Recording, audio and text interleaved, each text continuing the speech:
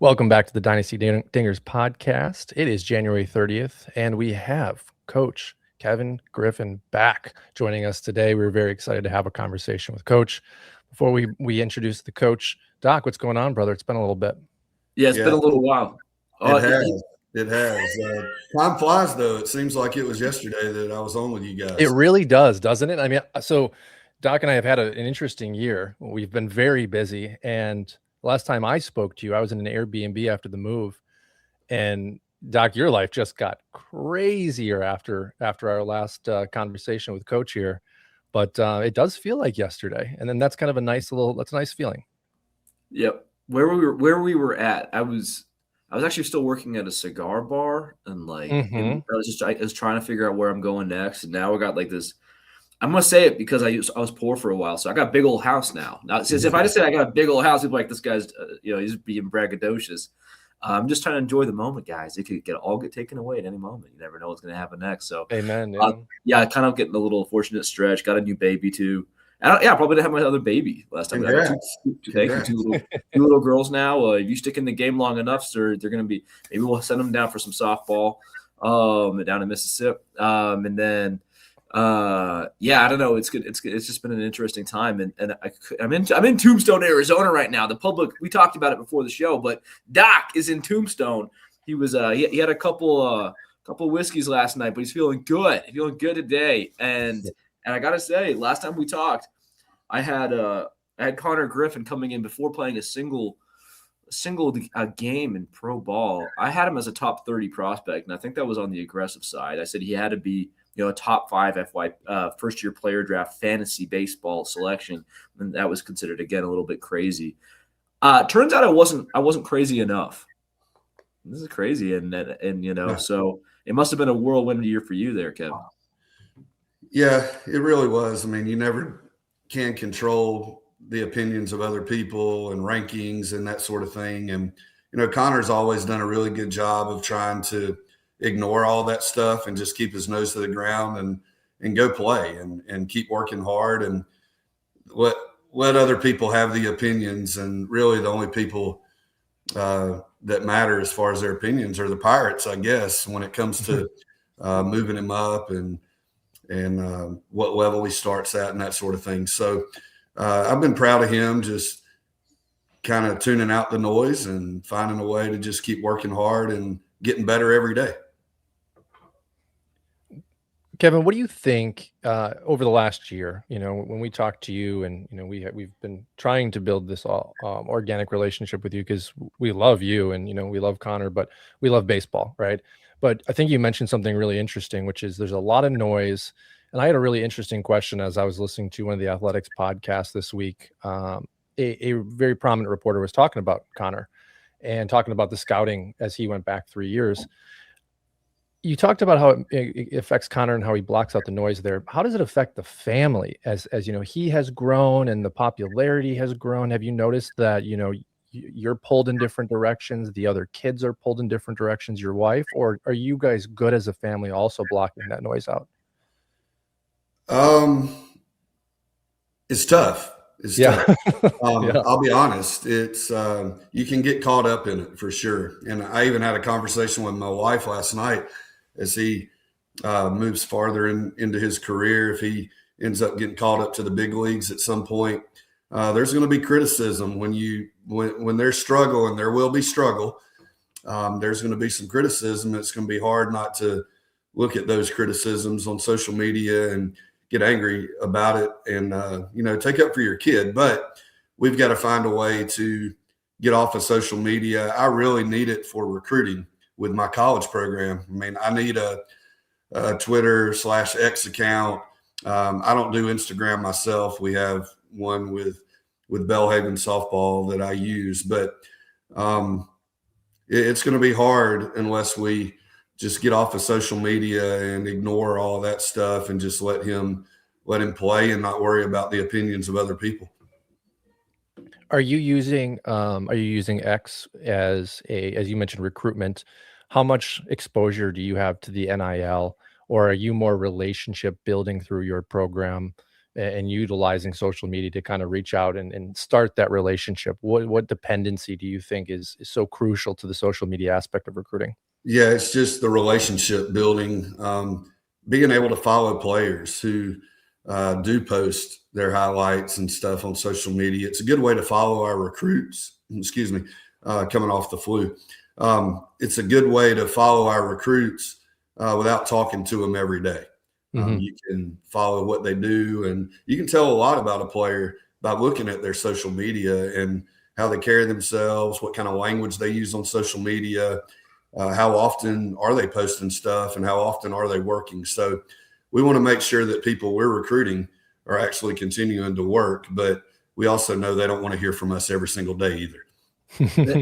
This is interesting. So I wasn't, I know we were going to talk about that, and that's such a great, interesting thing to think about. So on two ends, one, if you see someone posting dumb things, like just not being mindful of their online presence, or just like showing some sides to their character that maybe you're not a fan of, does that affect their stock in your eyes? And then on the flip side, have you noticed that maybe your stock has gone up, or it's easier to recruit? People will look at you and say, "Oh, well, I seem to develop Konnor Griffin," So I guess it's two questions.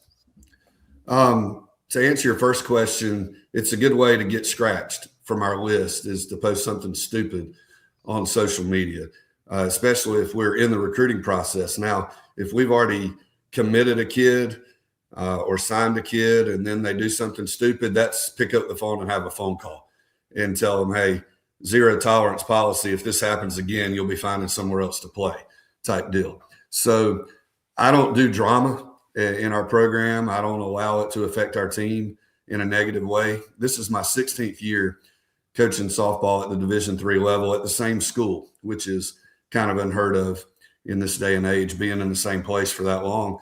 And we've been in the national tournament 13 of the first 15 years. So I'm not going to do anything to cause our program to have negative light shed on it. And especially in the recruiting process, I want players that can come in here and continue to keep us on that trajectory. And drama does not do that. So I don't deal with it very, very much at all. To answer your second question, I think it obviously has helped lately, but we've been pretty good for a while that our program kind of already spoke for itself from a talent standpoint and a success standpoint. So it never hurts to be able to say, especially to our current players, when I try to get them to tweak their swing or change their swing or something, if they try it 2 or 3 times and then go right back to the same old thing that was not doing any good for them, I'll remind them, hey, I promise you this will work for you. I've been able to help a pretty good player over the last several years by doing it this way. If you'll just try it and stick with it, I feel like it'll benefit you. So I think that part of it has helped a little bit, especially within my own team. Yeah, that's fantastic. You mentioned something really interesting about, if a player you currently have, makes a mistake or a lapse in judgment, you'll reach out and call them. When you said that, I was thinking back to, kind of your origin story, because you started coaching basketball, if I remember correctly, right? Right. How do you think just the landscape of the youth has changed in your like mentorship journey, right? And you starting off in basketball, going into softball, social media changing, building up. What are you seeing with mental health, and also how you have to, as a leader, guide these people? Yeah, as a coach, I've become very cognizant of the fact that, especially coaching girls, you can't yell and scream as much as you might have done back in the day. Girls can't perform if they've got tears in their eyes, and they're very emotional sometimes. Not all female players are like that, but I just feel like I've got a pretty good grasp on how to treat players, especially female athletes, over the years. And I feel like if they know that you care about them as a person off the field, then they're going to run through a brick wall for you on the field. And so that's kind of been our approach, I guess is the best word to call it. That's been our approach over the years. So coaching's definitely changed. You have to be careful on what you say to players. You have to be careful on how you say it. This day and age, it's not like it was back in the Bobby Knight days where he could just light into a player and then the next day they'd be best buddies. So that day is past for sure. Yeah, Doc and I know that, right? The world's changing. We had that conversation. We need more chairs being thrown. When I was coaching basketball, two funny stories. One time the official didn't make a call and I turned and I slammed my marker pen against my chair and it ricocheted all the way across the court to the other side and it landed at the feet of one of the officials and he just kind of looked down and picked it up and I just like patted my chest like my bad. And probably get teed up this day and age for that. And then there was another time I felt like our players were just getting fouled. We were blocking out well. They were coming all over our backs. And he was running by our bench one possession, and his whistle dropped off of his lanyard, and it fell right at my feet. So I just picked it up. I put it in my hand for 3 or 4 possessions, and they continued to just climb our back. And I said something to him. I was like, "You're not even looking to call the foul." And he said, "Yes, I am, coach." And I said, "No, you're not, because I have your whistle in my hand. And, you hadn't even realized you don't have it. And so if you're not going to blow it, I'm going to blow it for you." And so I blew it. And of course I got teed up on that. But that's my two. I don't get uptight very often with players, but sometimes officials will push me over the edge. Do you think it's, two different sports, 2 different forms of officiating, right? You have close contact, as you just mentioned, within basketball, where they're running up and down, and you can have verbal comments as they run up and down. And softball, you have the umpire behind home plate. Did you find that it was a transition with your ability to communicate and lead based off that communication? Yeah, in basketball, they'll let you talk a little bit, especially if you're standing there having a quiet conversation while they're standing by your bench and nobody else in the park can hear it, or in the gym can hear it. In softball, they don't want to hear anything, because if you're yelling from the dugout, everybody's going to hear it. Baseball's the same way. They don't want to listen to it because they feel like they're getting showed up. And I get that. I've umpired. I actually umpired AA baseball for a year back. I can't remember, maybe 2006. The minor league umpires went on strike, and I actually jumped in and umpired a lot of AA games in the Southern League, and it was fun. It was interesting. But I think you have to have a different approach in the game of baseball and softball, just because the umpires know that if you're yelling at them, everybody else is hearing it as well. Yeah.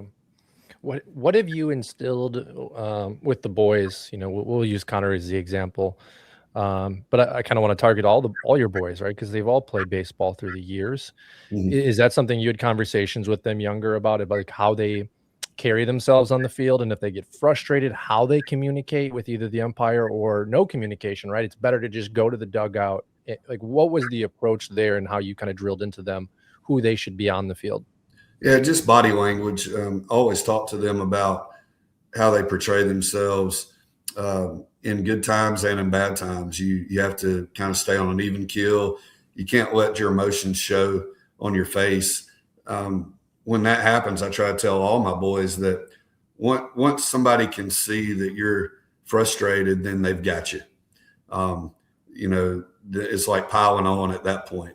So I just have always tried to instill in them to try to play at an even keel. Don't get too high, too low, and just be who you are and continue to play the game hard and play it the right way. And the good things will happen if you do that. It doesn't mean you're not going to experience failure, because it's a game of failure. But if you play the game the right way and don't let frustration show on your face, I feel like you have the upper hand a little bit as an athlete. Yeah, it's interesting. We can look back at the course of the last 20, 50 years of baseball, and I'm sure for everybody, names come to mind. Guys that did allow that emotion to pour through them, and at times it is very entertaining. It's a good product for the fan, right? But it has its detriments. I think of Carlos Zambrano for the Cubs a few years ago, right? He was known for, living and playing through his emotions. And to your point, as soon as he got rattled on the mound, the game was over. He would go 6 innings, 2 hits, and as soon as he got a walk and frustration, it would be 4 runs then. And I think that's such a crucial element because baseball's so mental. Yeah, I think that's a good point, because even with a guy like that, you could tell that hitters change their approach when they faced a guy like him, and not just him, but anybody like him that shows frustration. I mean, you see hitters go deeper into counts that might otherwise like to swing early in the count, but they'll go deeper in the count, and that at bat turns into a deep in the count at bat for the next guy and the next guy, and they pass it down the line, and all of a sudden he's at 100 pitches in the 4th or 5th inning. That's hitting, right? I mean, pitchers are trying to disrupt hitters' timing and to disrupt pitchers' timing as well. So I think it's a little cat and mouse game that goes on in some regard. As a coach, do you do you often have those conversations in the dugout, like from a strategic perspective, like, hey, you've noticed something, another coach has noticed something, one of the players said, hey, we think we've got him on the edge, right? If we're just patient here and you come together as a collective, okay, let's all sit back and work this. Or do you think that is so instilled at the collegiate level that it can go without being said? No, it's not instilled. You have to talk about it. Okay. This day and age, players coming up through travel ball and different things like that, there's some really good travel ball organizations. Konnor was fortunate to be in a really good one with Louisiana Knights, which is now Knights Nation Baseball out of Mandeville, Louisiana. They talk to their players about stuff like this, but a lot of travel teams don't have those conversations. And when guys get to college or girls get to college, they haven't been taught how to play the game within the game. And I feel like that you have to have those conversations as a college coach to instill that. I think even sometimes at the pro level, they need to have those conversations, because the player might have come out of a program where they just rolled the ball out and let the talent take over. But those conversations are always good. And anytime you can strategize within the game, I think it's going to make the players think a little bit more. Yeah, and that's something where I just feel like in the day and age, hey, if it helps, it helps. But like we're in a day and age where you're getting a lot of accountants and like computer guys becoming GMs or ascending high in organizations, and obviously becoming more and more of a factor in building a team. So I guess I would ask you, do you feel like maybe not necessarily with the Pirates, but just looking around from your point of view, or maybe it's not just major leagues, maybe it's maybe it's college level as well. But do you think that there is a situation where you think that we're in a situation now, we're in a day and age, and maybe we have to be careful we don't veer deeper into it, where numbers and stats are being up here on a pedestal, and then what we're talking about, like the mental game, what really makes up baseball is being a little bit ignored. Do you think that's happening right now? Yeah, absolutely. I'm not a big guy that focuses on data and analytics when it comes to how you perform as a baseball player. I think there are a lot of different ways to play the game. Konnor hit 21 home runs last year. I wouldn't call him an elite home run hitter by any stretch of the imagination. He can fly, he can run, and he's always been the type that loved hitting line drives in the gap and trying to stretch singles into doubles into triples. And he's going to play the game hard that way. And that's what he's thinking box every single time. You're never going to see him just dog it down the line, even on a routine ground ball. He's going to try his best to make it close. So I think data and analytics, you hear people all the time saying, I would rather have a guy who has a low batting average and a high OPS. Well, why can't you have both? I mean, Konnor had both last year, but let's say that his OPS would have been lower. He had 47 or 50 singles, I think, on the year. That number may be, I'm just throwing out examples here. So if he had 47 singles and he had 65 stolen bases. So he had 47 of those stolen bases after a single. That's where I was going with this. So he gets a single, you steal second base. That doesn't reflect in your OPS, but in essence, it's what? It's a double, but it doesn't reflect in your OPS. So I think there's a lot of different ways that you can look at the analytics and the data and that sort of thing that might not show up in numbers, but in essence, a single and a stolen base is actually a double in theory, and it just doesn't reflect an OPS. So I think you can have a high batting average and a low OPS and still be really, really successful at any level of baseball. Yeah, and I think that people are getting to the mindset of like the numbers dictate the player. Like they'll look at a baseball savant page and they're like, oh, that's who the player is. It's like the numbers don't dictate the player dictates the numbers. There's adjustments you can make. You know, if you look at a kid when he comes up in his first season, yeah, those numbers, they're a little bit more blue usually. And then, you know, but in their peak years, it's like it can be a completely different players. There's some things that are a bit more, you know, less likely to change, like bat speed. But even then, there are ways you can increase your bat speed. So now I do look at there are some data and analytics I do look at, like how hard are you hitting the ball? Exit velocity is a big deal. If you're hitting the ball hard, good things are going to happen. If you're not hitting the ball hard, you can still get a base hit, not hitting it hard, but the chances of that are a lot slimmer than if you did barrel it up. I don't worry about launch angle. All launch angle is where you make contact with the baseball. If you catch it out front, you're going to have a higher degree of launch angle. If you let it travel deeper on you, you're going to have a lower degree of launch angle. I think there are times that you don't want a big launch angle. I think if you're hitting behind a runner, you don't want to catch it out front. You don't want to hit a roll over to shortstop with a runner at second base. So there's a lot of times that I think those measurables are not factored into these numbers, and that's why I don't care too much about it. I've always said that I feel like if I could take my approach at the Division III level of softball and take it to a Division I level, I feel like that my system and my philosophy would work at any level of the game. I feel like my system as a softball coach at Belhaven will work at the professional baseball level. Just the way that I think about things and numbers, and I don't dive into it too much. I think a lot of times players could get stressed out by numbers, and if you just let them play, then I think their numbers would be on the increase. So that's just food for thought on my end, and that's my opinion about it. Yeah, I think just that general block that you both just discussed is fascinating. What I took from it was, you know, we've seen the movie Moneyball. Some of us have read it, and there are other media presentations and packages that showed what the game was before this modern era of data.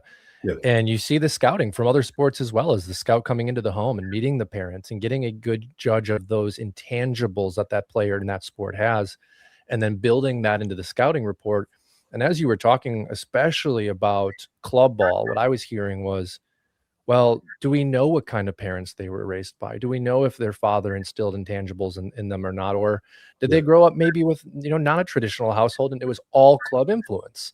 Yeah. And those are key aspects where, like, what I thought immediately was that would dictate to me, if I'm a player at 18 or 19, being a prep draftee into a pro organization, how fast I'm going to rise. If I have to learn the intangibles, I'm probably going to also be mentally in my head struggling as I learn, and it's going to take a longer development track for me. Would you agree with that? Like, better prepared, faster rise potentially?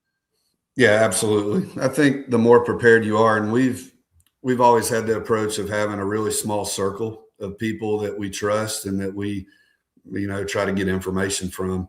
And having that small circle of people that you trust, you know that you're going to get some high quality advice and information from those people. And it, you know, we have people like his high school coach, his agency, who are guys who played at a high level at XL Sports.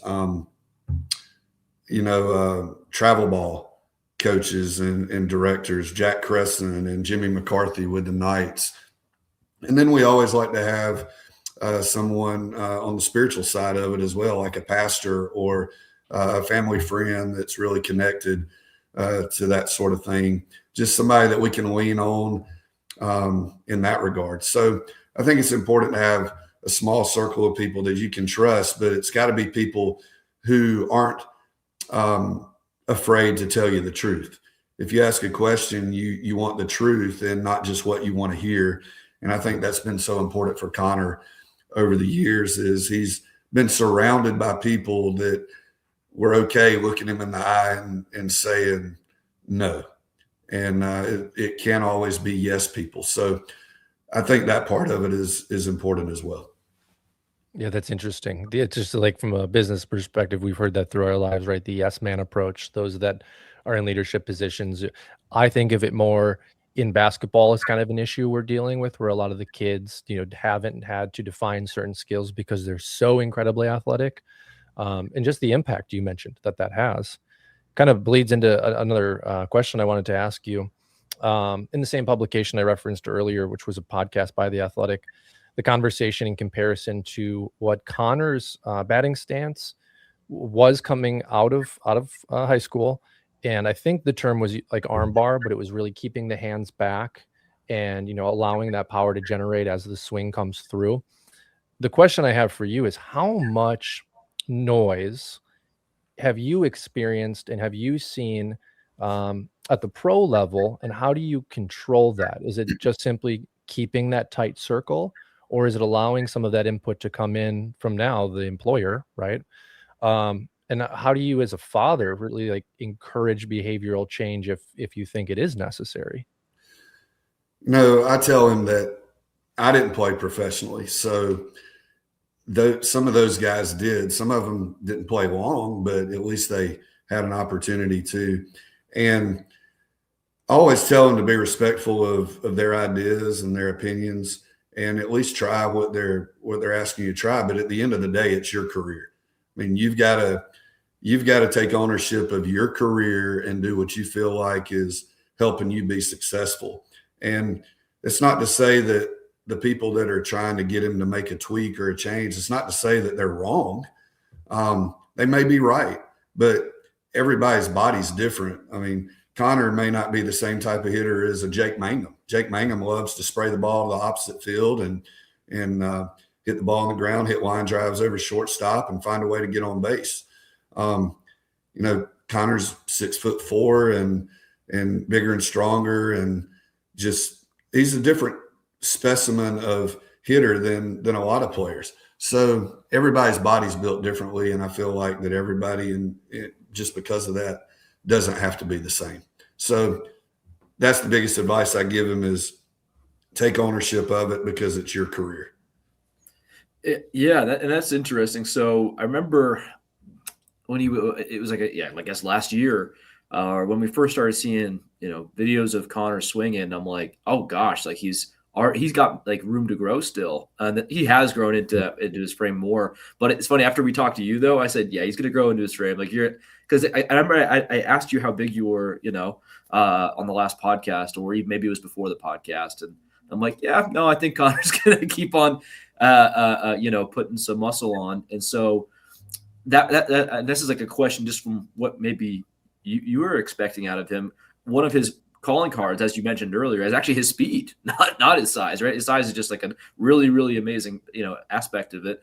But do you think that, he's just like still a kid now, 30-year-old Konnor Griffin, if he's putting on serious muscle, he's got that man, he's getting that man strength. Do you think that he'll still maintain a high level of speed? Because for me, it's like he's going to, worst case scenario, you're going from like a high octane Ferrari to like a maybe just like a step down. Like, they're still pretty fast. Well, in the off season, he's put on a little extra muscle, and he's up to 228, 230. He's been fluctuating between that 226, 230 mark.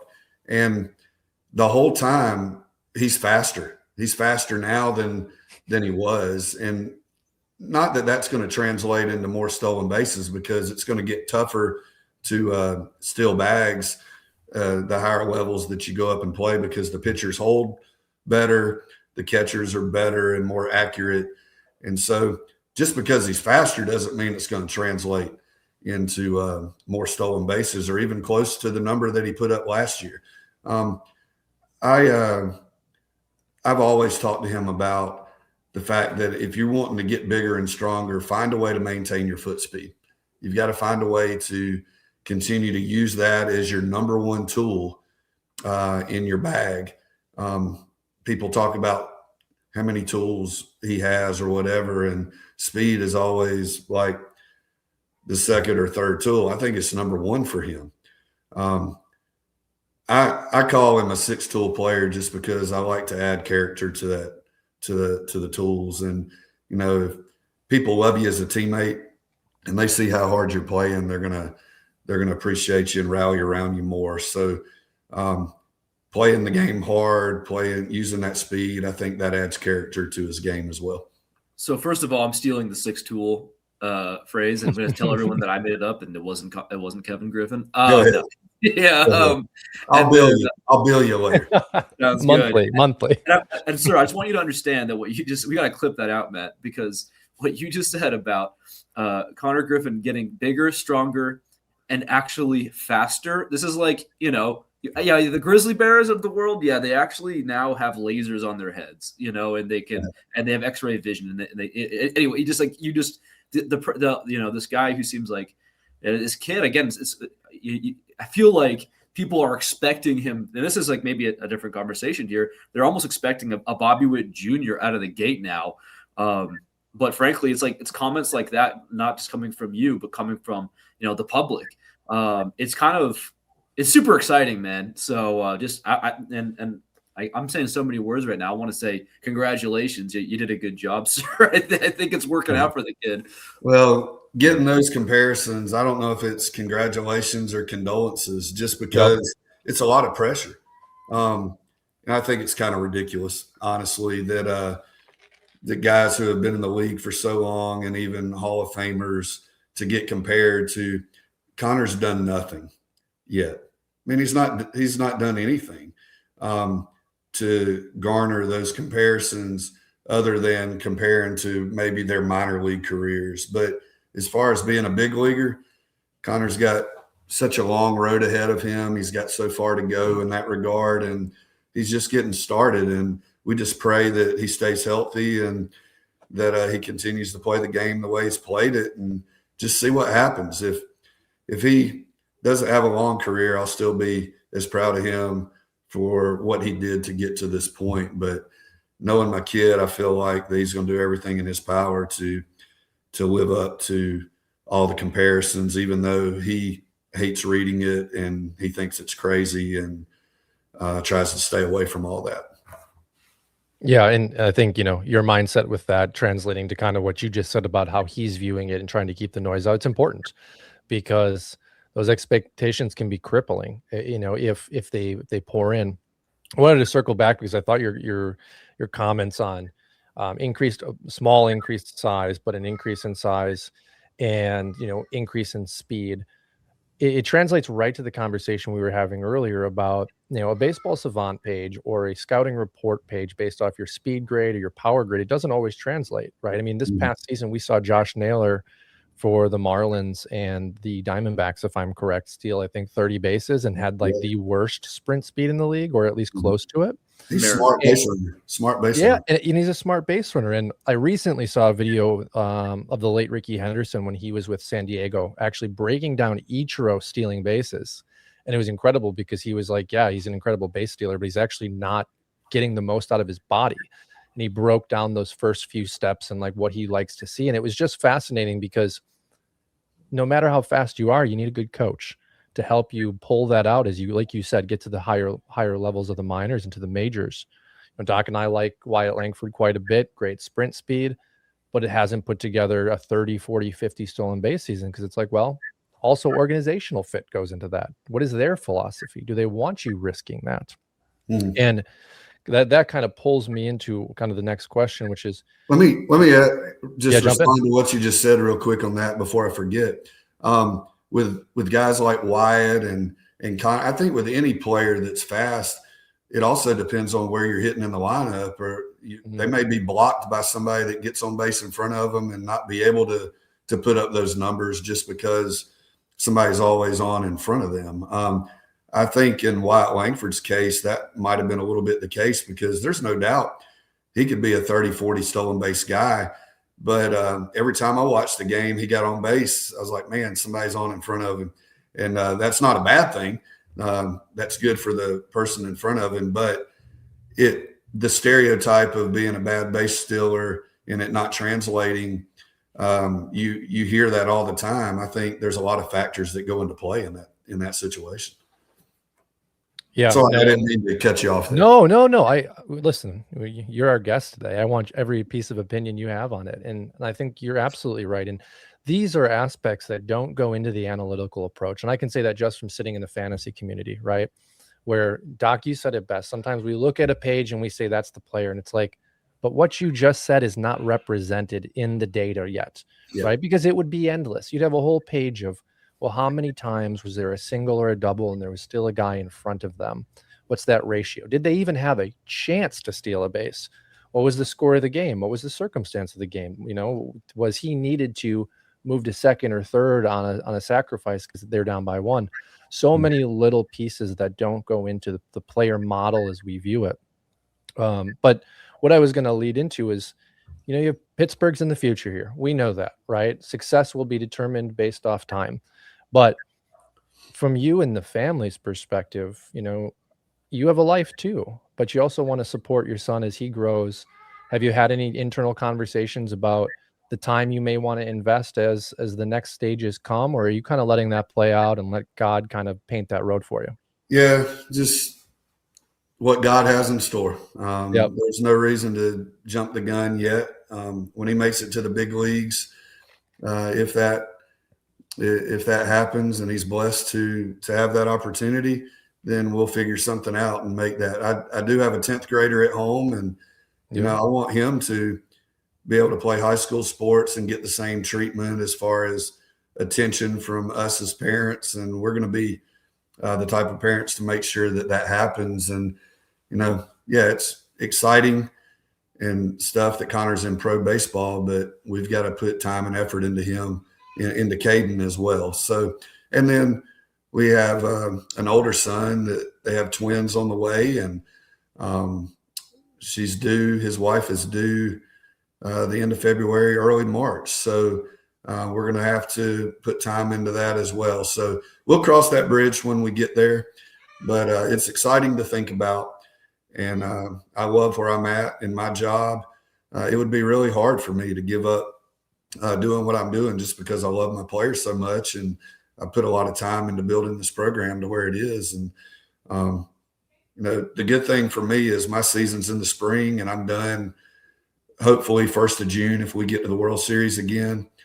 And then I've got all summer I can go watch Konnor play all the way through the fall up until January. So that's really the thought that we've put into it at this point, which I guess is not a whole lot. You're going to get that.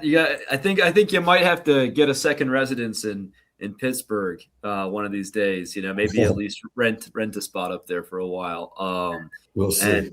And I was going to ask you about that. Just had you been to Pittsburgh before Konnor was drafted by them? We had not. It was a beautiful city. We went, I guess, for him to sign after the draft. It was about 3 weeks after the draft that everything came together. And so they took us to Pittsburgh, and that was an unbelievable experience. PNC Park is I've not been to every MLB ballpark, but it's got to be right up there as far as the beauty of it and the backdrop, and just from the hitter's perspective and the fans' perspective, what they see sitting in those stands, the bridge and downtown area. It's really incredible. It's an incredible view. Me and Konnor and I went back about a month and a half ago and got to hang out with the Pittsburgh Penguins. Sidney Crosby spent some time with us, and that was really cool to hear Sidney Crosby's perspective on the city of Pittsburgh. And obviously he loves it because he's been there his whole career, and just spent some time learning the city outside of baseball. And we appreciated the Pirates and the Penguins teaming up on that and allowing us to go see it from a different perspective. So I'm super excited about getting back up there, hopefully sometime very soon. That's excellent. And I've been there a couple times now. It's so I guess in my brain I envisioned a bunch of, you know, steel factories and you know, just kind of like a bunch of but it's hilly. I guess it's kind of the northern tip of Appalachia. It's pretty close to West Virginia and all that. So there's really great natural beauty there. The downtown area is very clean. They have some amazing restaurants. I don't remember what the name of the one was right across from the ballpark, but they brought your food out on a hot stone. And I've never seen anything like that before. That's the best restaurant I've ever been in my life. The food was amazing. So I'm looking forward to venturing out and trying to experience some other cuisine there in the city. Well, that's great. And I've never been to that one. So we'll have to all go together when you get us front row tickets for one of Konnor's games there. That's all we ask. But all seriousness, I can't help but think that Paul Skeens, of course, he's not a hitter, but, I can't help but think that he's such a great role model. I've never met him. I don't know. Actually, that's not true. I haven't. That's not true. You have. Yeah. Geez, that's crazy. Yeah. So I was, I used to live in Indiana, right? And so this actually plays in. Look at this. I should be hungover more often. Accidentally having great pivots. So yeah, I lived in Indiana. He was with the Indians, and his character shined through there because I didn't want to go lined up. I figured, he'll see like 10, 20 people, then he's got to go because he had just done he just gone 6 innings for the first time in the pros. And then the game went into extras, like the 14th inning or something. So I'm like, this guy's going to be exhausted. No way. And then I told that to my wife out loud. And then some employee says, no. He knows that his time here is limited. That he's going to be in the big soon, so he's trying to give back while he can. So he actually will sign and or shake hands with or take a picture with anyone who lines up. I'm like, really? So I went to the last end of the line. I got all the way to the front. This guy's like, he's like barely hanging in there. He's exhausted, and he still like shook hands. Made a joke and just anyways. Character's very high. He's got the military, Air Force background. Would you agree? I mean, based on, I'm not sure how many interactions you've had with him, if any, but would you agree that Paul Skeens is just a great, even though he's not that much older, a great mentor and clubhouse leader for Konnor to look to maybe glean some things from? Yeah, absolutely. Konnor met him back, I guess he was in 10th or 11th grade when he went on his visit to LSU. Paul was actually speaking on a panel to some of their recruits. And he was able to meet him briefly at that point. But it's been good to see a guy – and Skeens, he doesn't have to be this way. He's the best pitcher in the game, and he don't have to reach out to minor league players and do what he does. But he and Konnor text back and forth every so often. He does a good job of just checking in on Konnor to see how he's doing. We'll be sitting around and Konnor will look at his phone and be like, who you hearing from tonight? And he's like, just Paul Skeens checking in, that sort of thing. So it's really cool that they have guys like that. And he's not the only one. Connor's got messages. He's been reached out. McCutcheon's has reached out to him, been a big mentor, telling him how to handle this whole process, not to get too high or too low and not worry about what people say about where you're going to start the year and that sort of thing. That was great to hear from a guy like Kutch. Henry Davis was great last year when Konnor got to spring training. Henry would put him in his car and let Konnor ride with him to different venues when they went and played spring training games. He's like, come on, you're jumping in the car with me. So those guys didn't have to do that for Konnor. Matt Gorski, when he was with the Pirates, was phenomenal, and guys like Triolo. So it's been really good to know that the Pirates have guys in their organization like that. It makes me feel good as a parent of a 19-year-old to send my kid off into pro ball, knowing that guys like that have such high character and they're going to take care of him if need be. And I've been kind of railing off the questions and comments here. I'll let Matt talk again soon, but I just wanted to add to that. Like, it's funny and it's great and grounded and where you're coming from, but to hear you talk like, oh, it's so cool that Konnor's hearing from Paul Skeens and all these guys are being cool to him. It's like a couple things. Well, one year from now, depending on what happens this year, 1 year from now, Konnor could be that guy, texting the next kid, right? It's just, you never know. And then, so it's just so interesting what a year could be. And then secondly, it's just, kind of going along with that. It's just so nice that he's learning this is how you should operate. And I don't know if that's with every team. I don't know that. So he's learning this is how you should operate, and knowing your character and, and what he's been raised to be. I think the future is going to be bright in terms of how not only he plays on the field, but, how he's going to operate off of it. That sixth tool sounds like coming along fine. Yeah. Well, and, the Pirates have gotten a bad rap over the years of not competing for championships. It's not because they don't have really good people in the organization. The front office people we love. We've not had a single issue with anything. They've been completely honest with us from day one about what the plan is, the progression. I can't say anything negative about the way that they've handled Konnor's situation. And then it just trickles down to the players in the organization. The coaches have been phenomenal. It's all been a great experience. And we as a family haven't seen the negative side of it that the average fan might voice their opinion on. But everybody's experience is different, right? Well, and we've seen this in sports.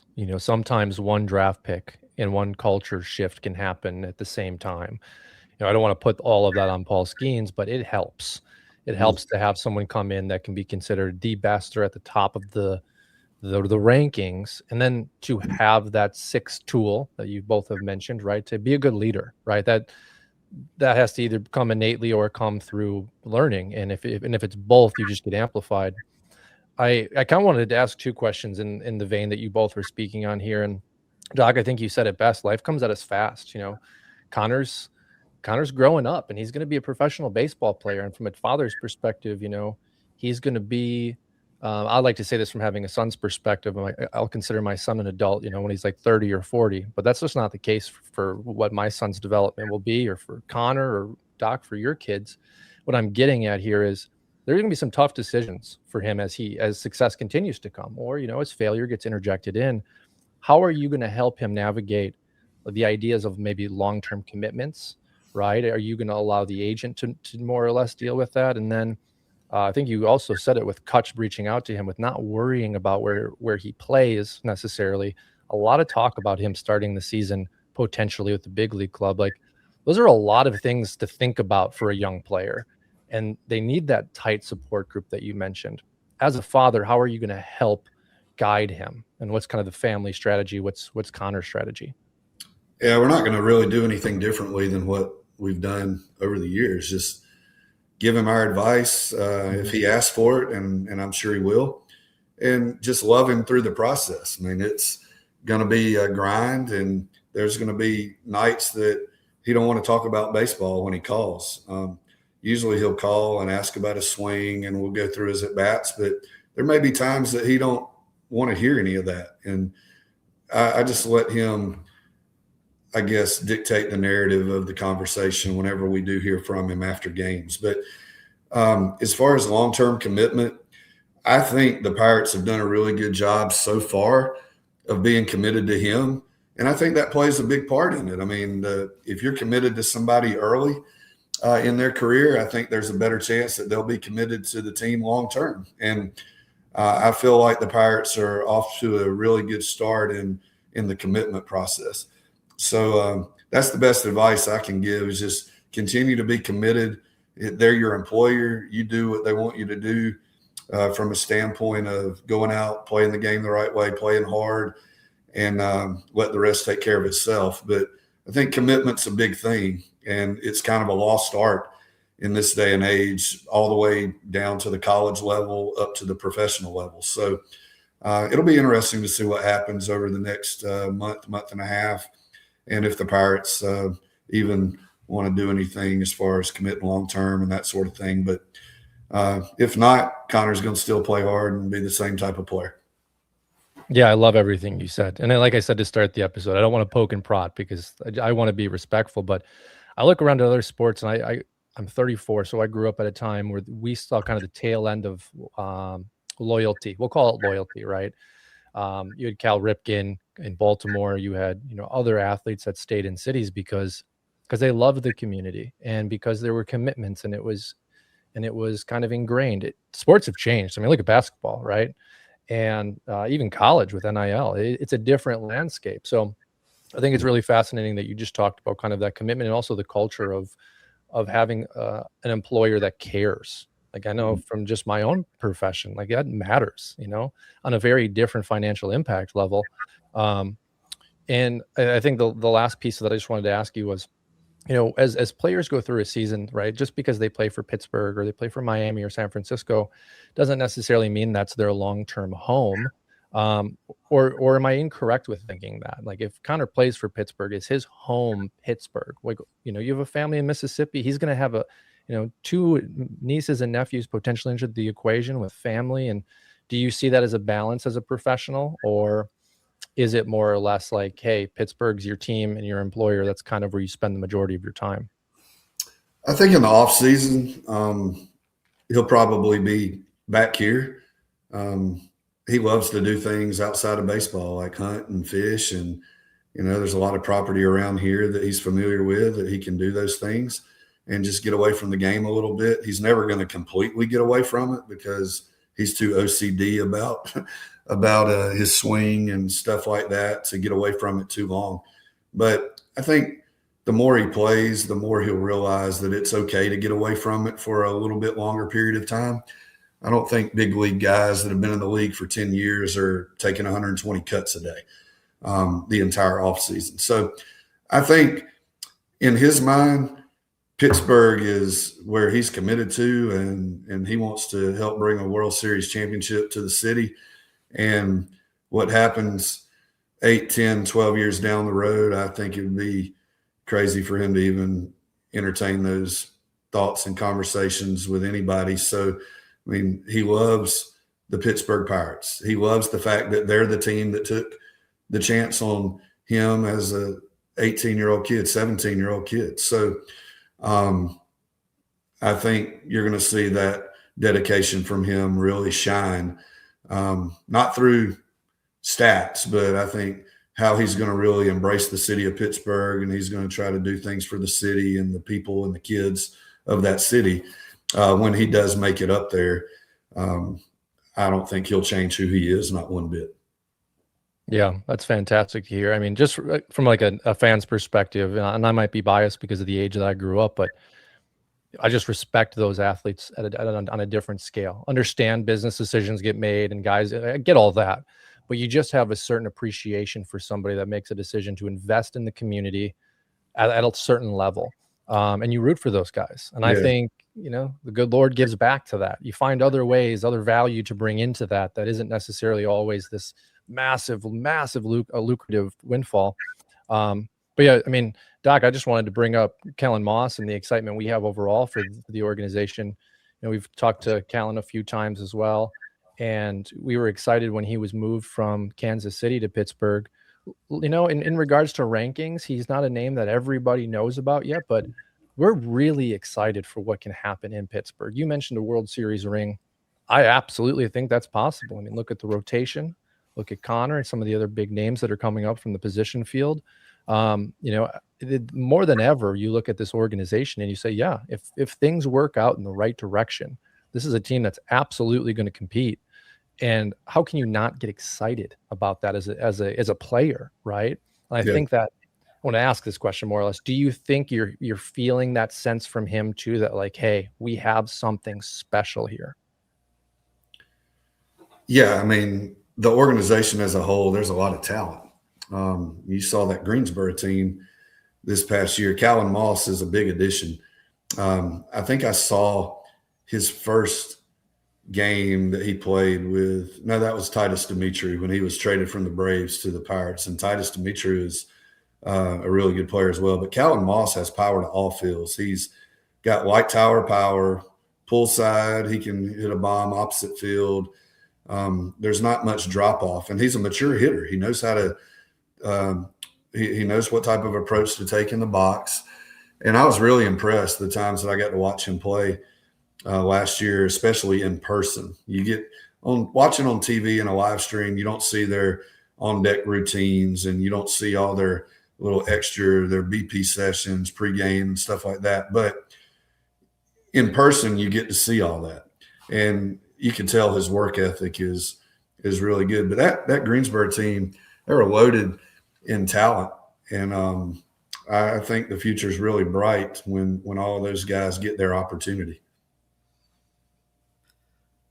Yeah, it's so interesting to see who gets the spotlight and who doesn't, right? And of course, Konnor being a high pick, and just so obviously flashing a very, very special fantasy baseball too. Fantasy baseball upside of, because they love the home runs and the speed. But Callan Moss, just like this undrafted story, of coming out. He went to the Appalachia League, right? And it's like a really weird path, two very different paths. Like meanwhile, they could end up. Connor's right in front of him in a major league lineup one day. So yeah, you have a guy even like Derek Berg who played at Army. I mean, it's not a high-profile baseball program. Obviously, Army is a high-profile institution, but Derek Berg I believe he's invited to big league spring training, and he's one of the best defensive catchers that I've ever seen. He can shut down the run game. Still wants to figure it out offensively, but as far as being a defensive backstop that can be really valuable for a team, I mean, that guy's really good. Will Taylor's another guy in the outfield, just ultra athletic, played at Clemson, football and baseball. He knows how to win because he's been in really good programs, and he has that innate ability to just get after it. And he doesn't accept failure. I mean, he doesn't have it in his vocabulary. And the last thing I'll say about like the team concept is, I've always said, if you can get 100% of your players given 100% effort 100% of the time, you're going to have success. And I don't know that that's realistic. You're never going to have 100% of them given 100% all the time. But if you can try to get close, if you can instill that in your players to get close to that effort, even at the highest level, at the major league level, then you're going to win a lot of games just because of sheer dedication and effort. And I think Donnie Kelly, I think Don Kelly is going to do a really good job at getting the most out of his players when they get to the big league level.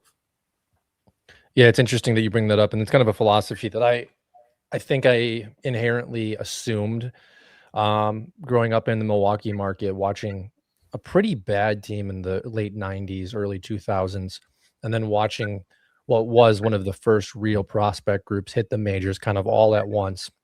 What I noticed was it was easy to keep that momentum and those relationships alive because the Major League Club made a decision to kind of hand them the reins, as opposed to, I think, what we see around the major leagues at times with really successful teams where a young prospect or a young player will come up and they're the young guy, right? So they have to kind of subdue how they interact with their teammates as well as their approach to the game based off the veterans.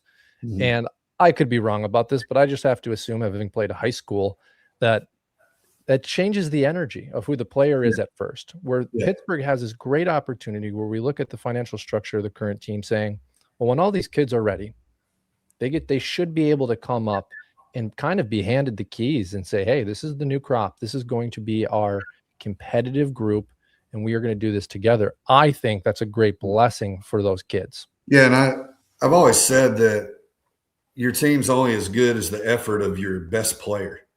And I think when you see teams that have your best players just going all out effort, never taking a play off, I feel like that is something I've tried to instill in Konnor from when he was in travel ball, and especially at the high school level. You set the tone. And I'm not opposed to a young guy setting the tone at the professional level, whether it's AA, AAA, at the big leagues. Age isn't a factor in how much you can set the tone. And sometimes I feel like if the younger guys are going hard, it makes the older guys go hard as well, and vice versa. I think it's important to have veteran leadership. And the teams that or police from within in that regard, I think are going to be your better teams. If it has to always come from a coach or a front office or something like that, those teams aren't going to be as good. So player-led teams are always going to be your best teams. Yeah, that's interesting. And I think of some of the reports we've seen over the last, let's say, decade, where, teams are constructed, free agents come in, a lot of expectations, and then you look back a few years and the reports start to come out that, there weren't a lot of clubhouse fits, or you brought a bunch of personalities together that may not have meshed. And it's like, well, just from a business organization perspective, you can kind of assume some of those things are going to happen. But when the kids come up together and you draft with the intangibles in mind, also the assumptions can be made that you should have success, or you should get closer to what you said, 100%, 100%, 100%, because it's easier to set that expectation if everyone agrees to it. Harder if you're bringing everybody in and saying, okay, here's the expectation. We just paid you $700 million. Like, I need this out of you as well. Even at the college level, I mean, my team this year, as good as we've been over the years and finished second in the country 3 times, I think this team I have is the best team I've ever had. But that doesn't mean that we're going to finish as good. I'm still looking for leadership on this team. I want girls to step up and become leaders, and we're not going to be the team that we can be until somebody takes the bull by the horns and steps up and takes over that role. So I'm almost begging them for that right now, but I want it to be from within. I don't want me to walk up to somebody and say, hey, you're going to be our leader this year. People that you have to tell to be a leader are not leaders. They have to do it on their own. So just even down at the college softball level in my situation, I'm still begging for that from my team. As good as I know we can be, we still need that one aspect of our team to step up.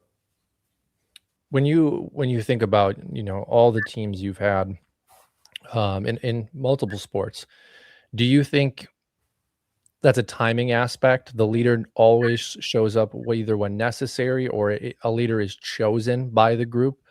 Or have you had seasons where you kind of go the entire year waiting for that person to emerge? What's your experience there? My experience is if we have to go the whole year and then finally wait on somebody to emerge, we're not going to be the team that we want to be. It's too late at that point. And you don't want to get off to a 10-20 start and then all of a sudden somebody get mad and pissed off about the start that you've had. And then they speak up. You want to speak up from day one and get off to a 20-10 start, not a 10-20 start. So, or even better. But I feel like the good teams leadership steps up early and often and doesn't wait. Have you seen, I'll say a freshman or a sophomore, I'll just kind of classify it as that, step up into a leadership position because of the expectations they have, and maybe they're not the best player on the team. Maybe they're not even a starter. Have you seen that in your career where the leader just happens to be the glue person of that team, and everyone can rally around them even though they're not at this elite level of performance? Or is that a harder ask? It's harder, but it happens. I mean, I've had players in my program that I call the ultimate teammate. They do all the little things right. They lead the cheers in the dugout. They're the pick-me-up. They might volunteer to keep a chart. Players that know they're not going to get on the field, but they still they don't act the way they feel. I tell my players all the time, you cannot act the way you feel, because if you feel like you're supposed to be on the field and you feel like you're getting crapped on by coaches and not getting to play, if you act the way you feel, then you're not a great teammate. You're never going to get on the field if you act the way you feel. But so I think there are instances like that, but I think it's hard. I think it's hard for teams to be led by players who aren't your best players, who aren't your better players. And I just think it's a respect thing. People respect players that they know are talented and they know are working hard themselves. And they don't respect the players that dog it and just go through the motions. I've had players that were really talented, but they didn't work hard. And they weren't respected by everybody else on the team because of that. So I think you have to have a good blend of a lot of different things to be a good leader. Yeah, that's an interesting aspect. I mean, not ever having college or professional experience by any means, again, kind of leaning on my youth. Yeah, you looked at those players and there was a sense of jealousy, right? It was like, well, if I Yeah, had that talent with the way that I choose to carry myself, I would do this. yeah, And it's frustration because it's like, but you're not, right? You're not taking the 120 hacks a day. Maybe you're not even in the cage on a week-to-week basis, which would be crazy. Yeah, I think that's really interesting for you to walk through just the leadership within the team dynamic. Doc, I've been talking a lot. Did you want to jump in and ask any questions? yeah. Doc, before you jump in, I've seen before where players that do work hard and they do take the 120 cuts a day, and it just doesn't work out for them. Like, you can have a player on your team that works their tail off, and it just doesn't work out. And I'm sure it's frustrating to that type of player to see somebody who takes half the reps excel to the highest level. And that's got to be frustrating as a player too. So you got to be able to balance your emotions in that situation.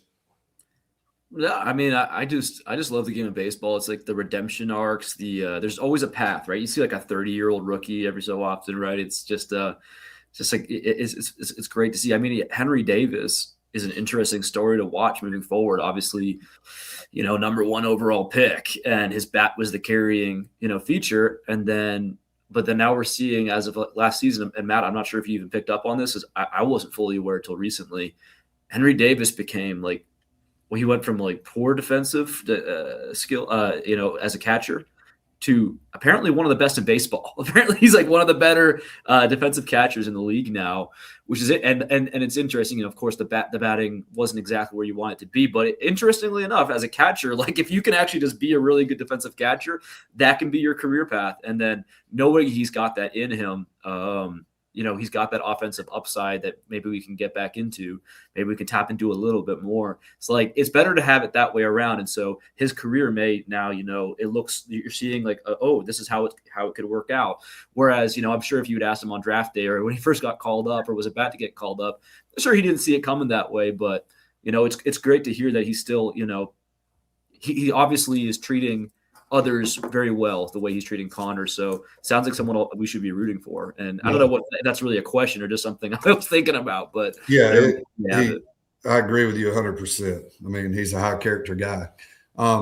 You look at a guy like Jake Mangum, who was a 29-year-old rookie last year. This is a guy who came out of Mississippi State as the all-time SEC hits leader in the premier baseball league in America. He's the all-time hits leader. Everyone thought, okay, he's going to go to pro ball and he's going to be in the big leagues very quickly. And for whatever reason, he would go, and all he did was hit over 300 every single year. He'd be in the league leaders at every level of the minors, and never got the opportunity until Tampa gave it to him last year. And I think the city of Pittsburgh is going to love Jake Mangum. He's a spark plug. He's going to always play the game hard, and he's going to add energy to that clubhouse and to that lineup. And I think people are going to fall in love with him. But Jake could have just packed it in and given it up, but he's waited till he's 29 years old. And now he's finally got his opportunity. And I'd be shocked if he didn't take every advantage of the opportunity. He's just a great guy and a hard worker. Good mentor for Konnor too. Yeah, the human element. We kind of talk about that in our circles a little bit at times, right? Just a reminder that in a fantasy game, right, in a calculated numbers game, they're still human beings, and there's a lot that you just can't project with human beings. The numbers can give you kind of an algorithmic model, but 29-year-olds that finally break through and get to experience and live their lifelong dream, and like, what does that look like? Yeah. Right? Like, once you break through, like, what is the next potential breakthrough? Yeah. And then the human element, like you said, what that means to other players in the team that may have been more talented, right? Just the reality, right? When they get in the cage, it just sounds different as opposed to the guy that did put the time in, and how that reinstills that value. Yeah. I think it's a fascinating aspect to look at the human element. Absolutely. Yeah, no doubt. I mean, if you don't look at the human element, then you're always going to have super high expectations of every player that's considered a professional. And, you know, there's a mental side to this game. And, you know, players, once you get a snake in your head, it's hard to get it out. And you just have to be willing to, or able to fight through some things. And that's at the high school level all the way up to the pro level. You got to be able to battle through some stuff on your own sometimes. And if you can't, then you can see it take a downward spiral really quickly. Yeah, and if you don't have that circle around you, as you kind of mentioned too, right? Like if you're in that battle yourself, it's a bit difficult. Doc, before we wrap today, did you have anything else you wanted to ask? Yeah, here's a good one. I put this on, so I'm not sure if you've been on X as much lately. But I've just been so busy. I've barely been able to do more than just reposting. I'm trying to fix that, you know, as we're heading toward the season. But I posited a question. Let's see what my exact wording was. Let's see here. And this is going to be a question for you too, because it was a question of the community. Yeah, it's my last post. Congrats. You've just won the Dynasty baseball rights to Konnor Griffin. Now, what are you trading him for? Ohtani makes sense, despite him getting somewhat older. Bobby Witt Jr., for sure. But I was just offered Kyle Tucker for the kids straight up. The logical side of me says, you know, it's kind of dicey. You know, prospects take their time or don't work out. Could take years to figure it out. Then Tucker's a guaranteed star. But, you know, I was like, you know what? It's hard. Essentially, the comments are almost all saying no. Like, you have to hold on to Konnor Griffin. So Kevin Griffin, you're playing fantasy baseball. It's not real life, just fantasy. There's no money on the line. Actually, there is money on the line. There's a whole $1,000 fine. You know, I'm an NCAA coach. I can't do anything. He can't gamble. Yeah, he can't. No money. This is an alternate reality as well. Okay, yeah, it's alternate reality. You get offered Kyle Tucker for Konnor Griffin in a dynasty league. Are you making that trade, or are you holding tight with Konnor? Man, you have to take the bias out of it, and you know, I don't do the dynasty stuff. I never even knew about dynasty baseball until talking to you guys on that draft day last year. But you know, I'm a realist, and I feel like Konnor's going to be a really good professional player and have a good career. I think you have to look at what you currently have right now and who's getting points for you immediately. And you know, Konnor will have his day. He'll get to the big leagues one day, and he'll be a good person to trade for. But I feel like right now, you know, you're getting value out of Kyle Tucker. You know, you're getting value out of Ohtani.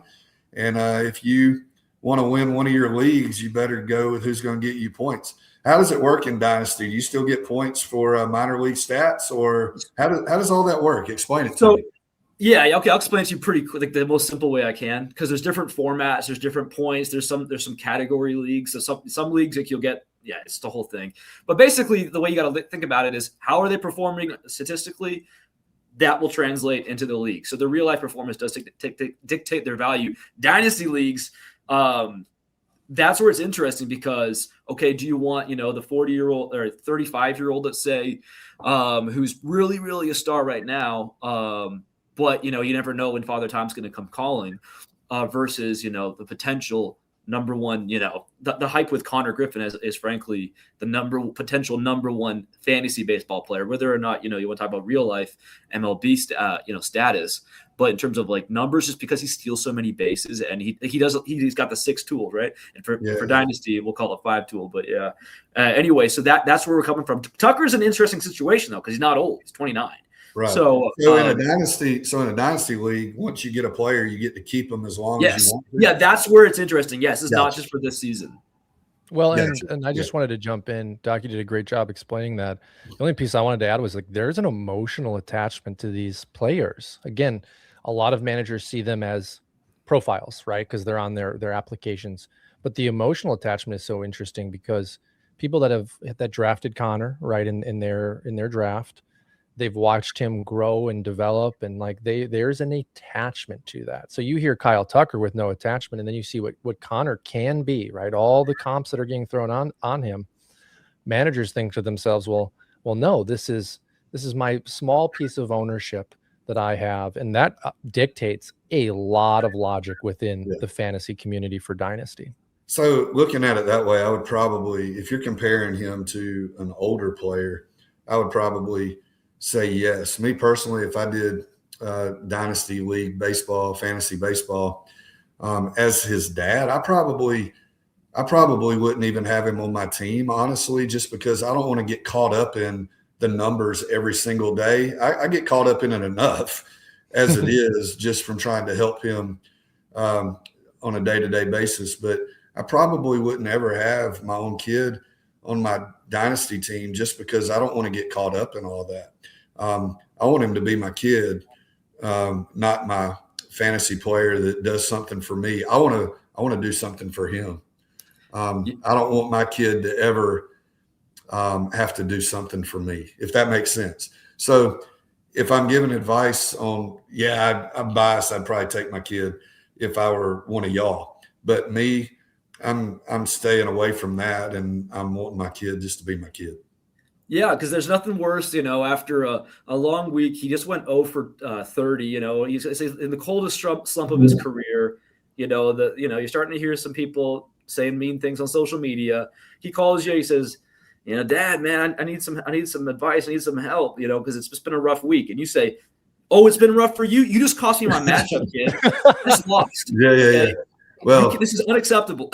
Man, it's like I've played in a lot of free fantasy football leagues over the years where you don't get anything for it. It's just bragging rights. And I'm a big Falcons fan, having grew up in Georgia. My wife is a big Saints fan. So Drew Brees was my fantasy quarterback. It was the hardest thing in the world for me to want him to do good because they're a rival, but I wanted him to do good, but I didn't want him to win, and that was the craziest thing for me as a sports fan. I just had I got away from it. I decided not to even do it because I couldn't pull for my rival quarterback to do well, even if it would benefit me. So that's why I don't do that stuff anymore. It consumes all of my time. Yeah, no, that's good. You're competitive no matter what, so that's good. Your competitive drive is obviously is clear, and I'm sure very much instilled in Konnor. But you're pointing out something that I like to do, and I like to roster players who I like, who I'm rooting for, who play for teams who I like, and everyone's got their own approach. Some guys are strictly analytics. No, you have to go with this value at this thing, and I'm like, I'd rather I like the players if it's between two guys. One, I don't watch their games. If it's a San Francisco Giant, I don't watch their games really. I'll probably watch them for Bryce Eldridge once in a while now, but because he's a stud. But if it's like the teams I follow, I like to watch the Cardinals, the Royals, the Rangers, and it's so I'm always going to look out for those guys because it just makes it more fun. At the end of the day, I'm trying to have fun here. It's not that serious. Yeah. No, it's all fun. I'm sure. Yeah, it's when I was doing it, it was fun to get involved in it and go to the drafts and that sort of thing. But then when you find yourself pulling against a team that you really would like to see win that game, then I was like, forget it. Yeah, that sentiment is why I backed out of fantasy football too. And it's a different game, right? Baseball. I'm a Brewer fan. Kind of as Doc kind of said, I root for the prospects, right? We follow them throughout their careers. We have emotional attachments to them. But to my point, if a Cubs player does well for 3 games against the Brewers, it's not the same thing as the Saints beating the Falcons and you winning your fantasy matchup, but also kind of being devastated and pissed off because Drew Brees threw for 400 yards and 5 touchdowns. Yeah. And then that's what's interesting about fantasy. It changes based off which league you're targeting, what the format is, and but it's a huge and growing world, especially as gambling continues to pick up in this country. Yeah. Right? Because these things have been going on for 30, 40 years. Guys have been checking newspapers for stat lines. But well, you said you're a Brewers fan. You got another Mississippi boy in there in the prospect list that's going to be a really good player. Which one are you highlighting? Very off the top of my. You're not a real fan then. No, I have 2 names in mind, but Cooper. Yep. Okay. Yeah, he's from Mississippi. Great family. Cooper's a really good player, hard worker, and it's been fun to watch him. But Mississippi gets a bad rap for baseball, but you got guys like Cooper Pratt and Konnor and JoJo Parker, who was drafted last year, 8th overall. All these guys grew up playing against each other in some form or fashion. So Mississippi's got some really good baseball. It's untapped, and I think people are going to find out pretty soon that they don't need to overlook this state when it comes to sports at any level. Well, and it's interesting. I'll reference, the podcast on The Athletic. It was a Rates and Barrels podcast this past week, had a prominent name on, and it was mentioned the track history of Mississippi. And I know from just talking to you the few times we've had the privilege of having you on that it's changing, right? I mean, and it's like there's this huge talent rush, and Cooper Pratt, one of the names you just mentioned, like really changing the narrative. And it's amazing for the area because now, with that flip, there will be more scouts. There'll be more kids that get an opportunity to come out. And yeah, I mean, Milwaukee's a great organization, like Pittsburgh, same division.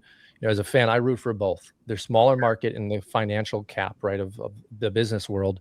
And they need to develop their players with a team mentality and take on the big boys in the league. There's no way to say it. And there's nothing better as an American. We like to root for the underdog at times. And you get to watch these young kids take on these giants like the Dodgers and like the Yankees. And that's amazing. That's storytelling at its core. Yeah. But yeah, Doc, that's all I have today. I wanted to thank you, Coach Griffin, for coming on and spend some time with us again. We always love having you on. Your conversations are so great, but even beyond that, just the impact you have from a personal perspective, how you live your life, how you raise your children. It's inspiring to me, and I'm sure it is to Doc as well. So it's always been a pleasure to have you on. Well, I appreciate it. Always fun to be on with you guys, and I can't wait to do it again sometime. Yeah, absolutely. Thank you so much. Everyone, we'll see you next time.